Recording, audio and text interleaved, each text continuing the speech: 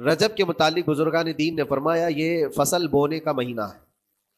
کھیتی باڑی والے سمجھ سکتے ہیں کہ اس میں بھی 3 موسم آتے ہیں، پہلے بیج کی بوائی کا وقت آتا ہے، پھر اس کی سچائی کا وقت آتا ہے، پھر کٹائی کا وقت آتا ہے۔ تو رجب کا مہینہ یہ فصل بونے کا مہینہ ہے نیکیوں کے، اور شعبان کا مہینہ اسے پانی دینے کا ہے، اور رمضان کا مہینہ فصل کاٹنے کا مہینہ ہے۔ اور رجب کا مہینہ آتے ہی اللہ کے نبی صلی اللہ تعالیٰ علیہ وسلم یہ دعا فرمایا کرتے تھے، اللہم بارک لنا فی رجب و شعبان و بلغنا رمضان۔ سب کو یہ دعا بھی کرنی چاہیے۔ حضور اکرم صلی اللہ تعالیٰ علیہ وسلم یوں عرض کرتے کہ اے اللہ، رجب اور شعبان میں تو ہمیں برکت عطا کر اور ہماری زندگی کو رمضان تک پہنچا دے۔ اب رجب آپ نے دیکھ لیا ہے تو اب کثرت سے یہ دعا کرو کہ مولا اس زندگی کا رمضان ہم سے جانے نہ پائے، رمضان تک ہماری سانسوں کو پہنچا دے۔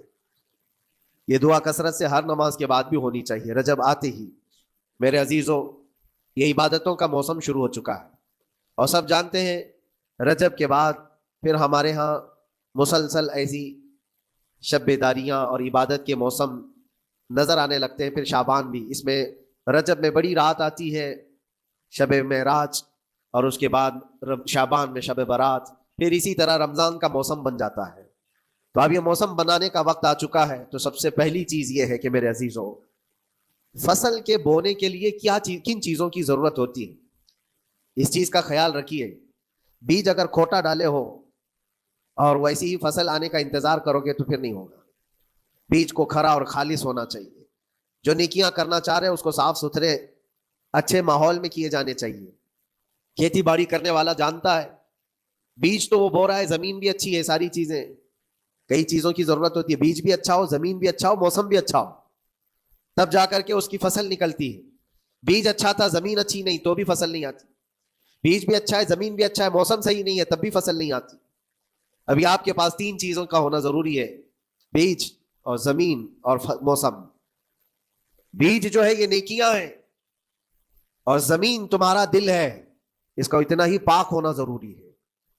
اور موسم یہ رجب کا ہے، اس میں تو کوئی شک نہیں ہے کہ عبادتوں کا موسم ہے، فصل کی اچھے لانے کا موسم ہے۔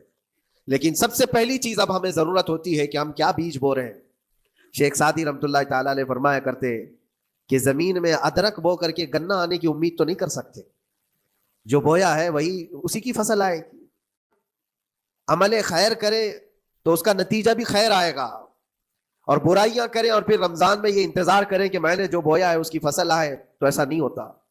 بہت سارے لوگوں کا وہ شک بھی میں دور کرنا چاہتا ہوں کہ رمضان المبارکہ میں فضیلتوں کو آپ سنتے آئے ہیں، رمضان ایسا مہینہ ویسا مہینہ، اتنی برکتوں والا، اتنی رحمتوں والا، لیکن بہت سارے لوگوں کے حالات چوں کہ تو ہی رہتے رمضان میں ویسے ہی ہیں، وہ لوگ کچھ بھی نہیں بدلے۔ تو اس میں رمضان کا قصور ہے کہ اس مہمان کا قصور ہے، اس انسان کا قصور ہے؟ وجہ یہ ہے کہ رمضان المبارکہ یقیناً اتنی برکتوں اور رحمتوں اور سعادتوں لے کر کے تو آتا ہے، لیکن تمہیں 2 مہینے پہلے سے کہا گیا تھا کہ فصل کے لیے تیاری کرو، تم نے بیج نہ بوئے، اپنی زمین کو صحیح کیا ہی نہیں، پھر رمضان میں جو بارش ہو رہی ہے اس کا فائدہ کیا ہے؟